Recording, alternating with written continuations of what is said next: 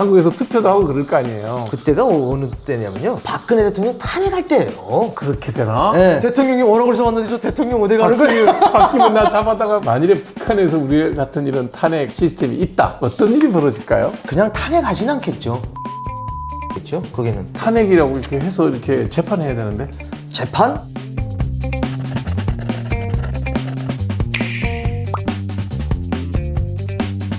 그때 그 한국으로 넘어올 때 네. 우리 그때 박근혜 대통령의 연설을 보시고 결심을 정했다라는 얘기가 있는데 맞나요? 2016년 9월이었어요. 9월. 북한 TV라는 게 너무 뻔하고 빤하니까 재미가 없거든요. 그래서 채널 돌려가지고 한국 TV를 봤어요. 한국 TV를 보다가 그러니까 그걸 채를 돌려 넘어갈 때 갈등이나 이게 들키면 어떡하지 이런 건 전혀 없어요? 아무래도 그런 직위에 있었기 때문에 다른 사람들은 몰래 보죠. 저도 몰래 보긴 보는데 집에서 그냥 저는 리모컨 켜고 TV 켜고 리모컨을 툭툭 돌리면서 봅니다. 아니 우리가 어릴 때 리모컨 볼 때 우리도 이제 그 비디오 중에 성인용 비디오 볼 때 되면 엄마 오면 안 돼 뭐 이러면서 돌리지 아무렇지 않게 돌리지는 않거든요. 근데 뭐 그거는 이제 거기에 실정이 또 그러니까 통제하고 단속하는 쪽에 있는 사람이기 때문에 저희 집에 단속하러 오지는 않거든요. 네. 그러니까 믿는 구석이 있으니까 그러는 거죠. 편하게. 다 그러는 건 아니고.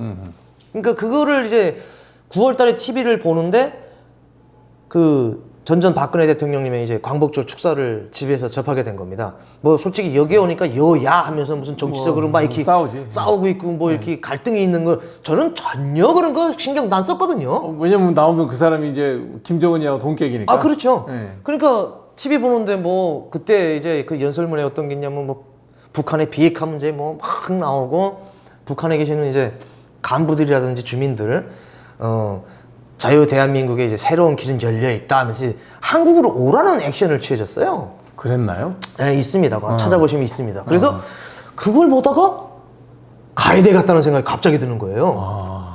왜냐면 북한의 최고 통치자인 김정은이는 최고 아닙니까? 법 그렇죠. 위에 있지 않습니까? 그렇지.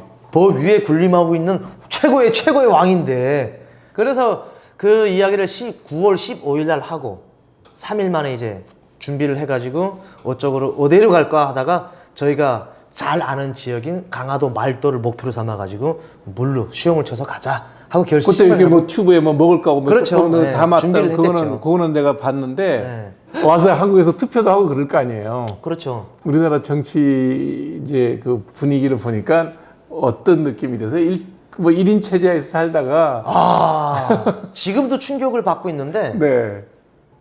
그때 2016년 9월 18 저희가 18일 날 출발해서 19일 날 도착을 했는데 그때가 어느 때냐면요. 한창 또 대한민국에서 또 박근혜 대통령 탄핵할 때예요. 촛불 시위할 때예요. 그렇게 되나? 네. 벌써? 그때 막 그 촛불 막 8년 됐으니까 맞네. 이렇게 될 때예요. 네. 기미가 보이고 막 모이기 시작하고 막 그럴 때거든요. 어땠어요 느낌이? 충격받았죠. 야, 뭐 대통령을 이렇게 막 그냥 할 수 있나? 북한 같으면 탱크 몰고 막 난리도 아니죠. 그리고 진짜 북한에서 그렇게 된다고 하면 3대 멸족이에요. 3대 멸족. 그러니까. 자기 혼자만이 죽는 거 아니고 가족, 친척까지 다 그냥 저거 해버리니까 이야, 놀랐습니다. 진짜 충격받았습니다. 그리고 솔직히 말씀드리면 그때 너무 무서운데? 괜히 왔네? 대통령이 오라고 해서 왔는데 저 대통령 어디 가는 거야? 바뀌면 나 잡아다가 대통령이 오라고 해서 왔는데 저 대통령은 어디 가는 거야? 막 그런 생각이 드는 거예요. 근데 거기서 이제 국정원 조사받으면서 막 그런 이야기 할 거 아닙니까? 근데 제가 아무리 북한에서 대한민국에 대해서 다른 사람보다 많이 알았다고 해도 실제 내가 체험하는 것과는 다르거든요. 완전히 다르죠. 그건. 완전 다르거든요. 그래서 새로 시작한다고 봐야 되거든요. 완전 충격이었죠. 그러면서 그 이야기를 해주더라고요. 뭐 우리나라는 이 국민이 주인이고 그래서 북한도 인민이 주인이라고는 하는데요. 북한도 인민이 주인이라고 하는데요. 하니까 북한하고는 다르다고 하면서 이제 국정원 선생님이랑 이야기했던 기억이 있는데 그때 저의 충격이었던 건 그거죠. 이제 대통령 직위에서 끌어내릴 수도 있구나 하는 이 대한민국 국민들의 힘을 봤던 거죠. 아니 자본주의만 빨리 배운 게 아니라 민주주의도 되게 빨리 배우셨다. 뭐 그런가요? 속성으로 빨리 배우신 것 같아요. 아닙니다. 배울 게 너무나도 많습니다. 네. 네. 근데 만일에 북한에서 우리 같은 이런 탄핵 뭐 시스템이 있다. 어떤 일이 벌어질까요? 북한에 탄핵 시스템이 있다고 하면 아마 그냥 탄핵하진 않겠죠. 어떻게 할까요? 북한 지도자를 때려 죽이겠죠. 거기는. 탄핵이라고 이렇게 해서 이렇게 재판해야 되는데. 재판? 북한에 뭐 제가 뭐 재판을 법기관에 있으면서 재판을 한 번도 해본 적이 없어가지고요. 북한은 제일 불쌍한 사람이 변호사입니다. 변호사가 있긴 해요? 있죠.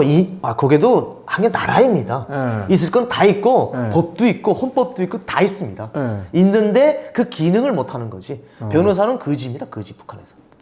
예를 들면 이제 거기도 살인이나 강간이나 이런 그렇죠. 형사가 있을 거 네. 아니에요? 내가 이제 그렇게 끌려갔어. 네. 변호사를 내가 돈을 주고 선임하는 거 아니에요? 돈을 주는 것보다 이제 국변이라고 하나요? 그런 거고. 우리는 국선 변호인이라고. 네, 국선 변호라고 하잖아요. 네. 북한은 거의 다 그렇죠. 그렇지. 네, 공산 돈 국가니까. 주고 뭐 하는 건 아닌데 네. 변호사들이 그 자기 변호인을 재판하면서 뭐 변론해 주는 게 아니고 나쁘다고 하는데 그거 뭐 변호사가 뭐 굳이 필요 있습니까 뭐? 네. 변호사가 나를 나쁘다 그런다고요? 검사가 이야기하는 거에 대해서 무슨 자기가 토를 못 답니다. 왜 이럴 때는 살인한 게 맞는데 그리고 체제를 반대한 게 맞는데 그거 뭐라고 체제는 좀 그렇다고 치고 네, 그냥 네. 그러니까 이게 살인을 해도 네. 실수를 한 순간도 있고 사연이 또 있고 그러니까 정당 방위를 하다가 어떻게 돼가지고 잘못 저거 됐을 수 있다 할 때는 그때는 조금 이야기를 하는데 실제 그냥 북한은 판사가 그냥 결론 때리면은 뭐 변호사가 뭐 재심 청구를 한다든지 그런 건 없어요. 네. 그냥 사형에. 그래서 변호사들이 못 사는 겁니다.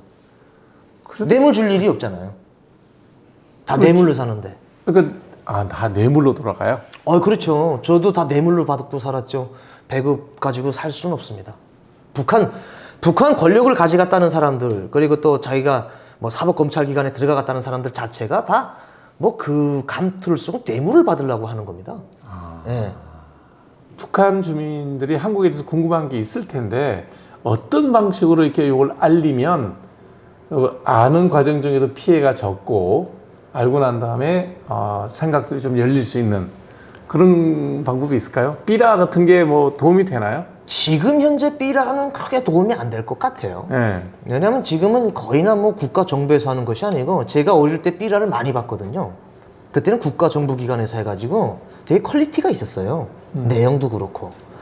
지금은 뭐 그냥 뭐 보면은 김정은이 뭐 눈깔 막 튀어나오고 뭐 여기 갖다 막 핵 갖다 모가지 꽂아놓고 막 처음에 막 그 보면은 이질감부터 들잖아요.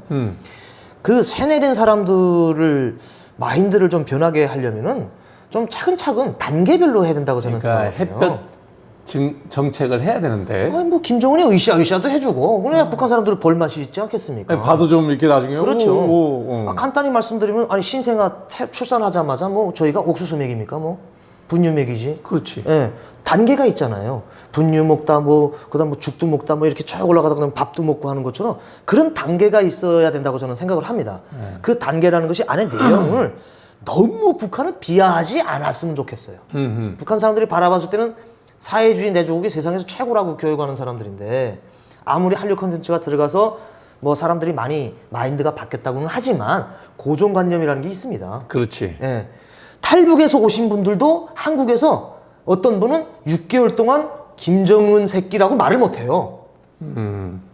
누가 옆에서 김정은 새끼 하면 야 그렇지 막 아니 본인은 싫으면서도 그 말은 들으면 무섭지. 그렇죠. 이게 안 되는 거예요. 그런 사람들이 여기 와서 사시는 분들도 그런 분들도 있는데 그 폐쇄된 국가 암흑의 땅에서 독재 정치를 받고 있는 사람들은 오죽하겠습니까? 그렇지. 예. 그러니까 좀 으쌰으쌰 해주면서 한국에 대해서 그 자유세계에 대해서 스며들 수 있게끔 쫙 해주는 이런 것이 가장 좋은데 그 방법도 뭐 전단지도 있겠지만 저는 USB도 효과가 상당히 많다고 저는 생각합니다. 예. USB를 어떻게 보느냐 또 뭐 이렇게 생각하시는 분들이 있는데 인간이라는 게 원래 그런 것 같아요. 자기의 개인적인 목적 그리고 또 자기의 뭐 어떤 달성을 위해서는 꿈꾸레도 마련을 합니다. 보는 수단을 그렇죠. 만든다는 거죠. 네. 태양열 비판을 사가지고 낮에는 충전을 하고 밤에는 봅니다. 중국 TV, 중국에서 장사 아마 잘하죠. 그런 거. 태양열 비판 팔지, 배터리 팔지, 그리고 액정 TV 요만한 거 해가지고 바로 USB 꽂을 수가 있거든요. 그런 방법으로 다 해가지고 제가 살던 황해남도 지역에 있지 않습니까? 예, 황해남도 지역에 태양열 비판, 배터리, TV를 가지고 있는 사람들이 몇 퍼센트인 줄 아십니까? 한 50% 넘을 것 같은데. 70%입니다. 와. 농촌에서 그렇게 못 먹고 못 살면서도 태양열 비판, 배터리, TV는 가지고 있습니다. 글쎄 봐. 태양 전지판하고 배터리를 실어서 보내면 어떨까? 저기 야, 그건 너무나도 좋긴 좋은데 떨어질 때 안 부서지게 수제로 뽑거나 잘 싸면 될 것 같은데. 그건 너무 좋긴 좋죠. 이거 우리 유튜브를 바로 볼 수 있게 하는 방법은 없을까요? 핸드폰을 많이 공수하면 어떨까? 북한의 핸드폰이 지금 700만 대가 판매됐습니다. 근데 북한에서는 인터넷이 안 되기 때문에 볼 수가 없네. 예, 인터넷이 안 돼. 제가 항상 말씀드리는 거는 그거죠. 제일 좋은 거는 이제 일론 머스크가 네. 그거 북한 전 지역을 그렇게 해준다고 하면은 북한에서 인터넷이 되잖아요. 그러면 굳이 우리가 뭐 햇볕 정책이니 무슨 정책이니 그렇게 굳이 안 해도 돼요. 그냥 유튜브만 보면 되니까 그 사람. 그럼 가만 안 있을 텐데. 뭐 가만 안 있으면은 뭐 북한에서 딱 하나의 방법은 있죠. 핸드폰 회수. 네. 2004년도에 핸드폰 판매를 했을 때 당시 인터넷이 됐습니다, 북한에. 네, 북한에도 국제전화도 됐고. 그래서 이제 뭐 김정일이의 신변 때문에 3개월 만에 이제 싹 회수했는데 그런 방법을 또 쓰겠죠. 팔려있는 700만 대를 싹 걷겠죠. 네. 어찌됐든 접촉을 계속 하는 게 이익이겠네요. 주민들에게도 도움이 되고 우리도 우리를 알릴 수 있고. 그렇죠. 계속 접촉을 하고 이젠 북한에서 그래서 대한민국 못 산다고 얘기 안 하잖아요. 해봐도 뭐 먹히지가 않으니까. 그건 진짜 뭐 손바닥으로 태양 가리는 거니까. 잘 사는 거 누구나 다 아는데 뭐 그거 그래서 교재도 바뀌지 않았습니까? 옛날에 이제 제가 배우던 국어 교과서에는 그 한국 못 산다고 해가지고 뭐 띠띠빵빵 자동차 뭐 쌀을 싣고 남조선 가요 하는 그런 노래도 있었는데 동시도 있었는데 그거 다 없앴잖아요. 애들이 믿어야지 그것도 뭐 효과가 있는 거지. 그래서 싹 없앴습니다 이제. 뭐 싼다라는 얘기를 아예 안 하죠 이제. 네. 제가 의사인데 북한에서 아프면 병원은 어떻게 돼 있어요? 자, 의사 선생님입니까? 또 병원 가려면은 또 의사 선생님한테 하야하야 해야죠. 그래요? 예. 왜냐면 사람 생명을 가지고 있지 않습니까? 근데 뭐 물론 그게 계급과 계층에 따라서 다른데 일반 주민들 같은 경우에는 가는 것까지는 괜찮습니다. 들어가서 이제 진료받고 하는 게 문제죠. 그래서 특별하게 막 너무 아프지 않은 병원은 거의는 안 가잖아요. 그래서 뭐 북한 사회주의 시스템이라는 것이 사실은 무료 공짜라고 돼 있죠. 예, 무료 의료 저거거든요. 네. 시스템인데 그게 뭐 솔직히 작동 안 된 지가 이제는 꽤 오래된 거고. 그래서 병원 앞에는 항상 약국, 우리는 말하면 약국이잖아요. 약국 같이 이제 매대라고 있어요. 매대 개인들이 약을 팝니다 다. 어디서 갖고 온 약을 팔아요? 장마당 나가서도 약 사오기 때문에 도대체 저도 중국이나 러시아에서 들여오는 약들인데 의사 선생님한테도 진료를 받으려면 무료로 받기는 좀 어렵고요. 뇌물이 또 있어야 되나요? 그렇죠. 담배를 주든 돈을 주든 또 해야지 또 잘 봐주든 못 봐주든 뭐 하거든요. 네. 그러면 세상에 공짜는 없겠죠. 그렇죠. 아무리 없어요. 그래도. 의사 선생님들 잘 사는 분들은 잘 살거든요.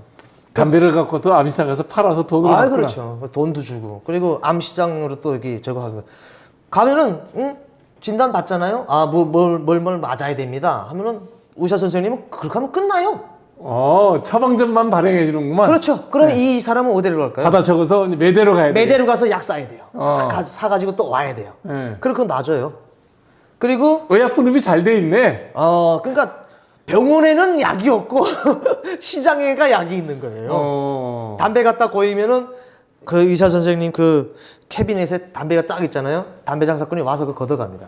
가지고 그렇겠지. 거기다 돈 딱 넣고 가지고 자 이렇게 아주 순회합니다. 그냥 매물 시스템이 완벽하게 자본주의 시스템으로 돌아가는구나. 그렇죠. 완전 뭐 그 진료 받고 하는 것도 그렇다고 돈 없는 사람은 아예 안 해주는 건 아닌데 순번 기다린다는 거 있잖아요. 네. 이 사람 당장 죽어가고 아픈데 촉 보고 안 죽을 것 같아? 그러면 여기 뇌물 준 사람 먼저 해주는 거예요. 의사는 말만 해서 진단해주면 약은 매대에서 사오고 다시 주사놔주고. 수술 받는 것도 그건 돈 내야 돼요. 아 그래요? 네. 왜냐면 뭐 전기 수술실에 들어가면 전기로 해가지고 뭐 다 하지 않습니까? 네, 그렇죠. 근데 네. 북한은 잘 아시겠지만 전기 사정이 열악합니다. 수술 받다 정전될 수 있거든요. 네. 그러면 저기 호흡기 같은 게 그래서 돈을 줘야 돼요. 그러면 발전기가 있습니다. 네, 비상 발전기가 비상 발전기 그 기름 넣고 돌리는 거 있거든요. 그 사실은 수술실에 전기가 온다고 해도 안 온다는 가상하에서 뇌물 받는 겁니다. 그리고 만약 전기가 다 왔다 하면 자기가 가지면 되는 거니까요. 네. 그 전기 그런 문제 그리고 또 입원하면 입원에 난방 설치가 제대로 안 돼 있어요. 그러면 그 나무 뗄 다 자체로 해결해야 되고 좀 어우 돌아가긴 돌아가군요. 그렇죠. 뭐 일단 지방하고 평양 차이는 있지만 기본적으로 지방이 더 많잖아요, 북한에. 그렇죠. 네, 그러면 거의나 다 그렇게 돼 있는 겁니다. 아이에게 어떤 미래를 물려주고 싶으세요? 희망이 있을 거 아니에요. 저는 저희 애들한테 물려주고 싶은 거는 뭐 특별히 솔직히 말씀드리면은 제가 뭘 할 수 있는 게 없잖아요. 아니 어떤 미래가 있으면 펼쳐지면 좋겠다는 희망. 그냥 사회가 좀 안정적이었으면 좋겠습니다. 이 탄핵 싫어. 너무 이런 복잡한 게 싫어. 제가 이거 네덜란드에서 알았는데 우리나라에서 이제 뭐 계엄령 내려진 거를 깜짝 놀랐어요. 전쟁이 일어난 줄 알았습니다. 다들 우리도 그렇게 생각했죠, 처음에는. 그래서 야 내가 살아생전에 계엄령을 다 보다 그런 생각이 드는 거예요. 근데 그 계엄령 떨어져서 외국에서 더 복잡한 거예요. 네, 그렇죠. 저는 이제 ICC 그 인권 때문에 가가지고 회의를 하고 있는데 막 대사관들 막 도망치고 그러더라고요. 네. 그걸 보면서 어우 좀 무섭다는 생각이 들더라고요. 저 같은 경우는 네 번째라서. 아 그래요? 왜냐면 내가 나이가 63이니까. 예? 그래서 제가 우리나라에 오면은 확실히 잘 모르는 게 나이를 잘 모르겠어요. 제가 어떤 때는 처음에 와가지고 되게 많이 실수했던 게 나보다 한참 어린 것 같은 거예요. 네. 알고 보니까 뭐 40, 50 막 뭐 어떻게 사셔야지 그렇게 건강한 우리나라 삶이 편해요. 기본적으로 뭐 비교를 극단적인 비교를 할 수 있는 데서 살아봤잖아요. 그래서 본인이 노력하면 우리는 건강하게 살 수 있으니까. 어쨌든 계엄을 저는 4번을 겪었어요. 아 그래요? 네. 그래서 저는 그걸 보면서 어쨌든 뭐 2차 또 금방 저거 됐는데 안정되고 그리고 또 좀 정화된 네. 그런 사회를 좀 애들이 그냥 좀 푸른 숲에 들어가서 사는 푸른 국가가 됐으면 좋겠습니다. 뭐 똑같은 얘기입니다. 네. 우리가 좀 더 안정적인 바탕으로 미래에서 발전하는 나라. 그리고 보셨겠지만 3시간 만에 딱 정리되잖아요. 아 그렇죠. 이런 나라도 또 없거든요. 언젠가는 복원력이 되게 강해요. 그렇죠. 네. 수술을 하면은 수술 끝 마지막에는 언젠가는 봉합을 해야 되지 않습니까? 그렇죠. 살아가야 되니까.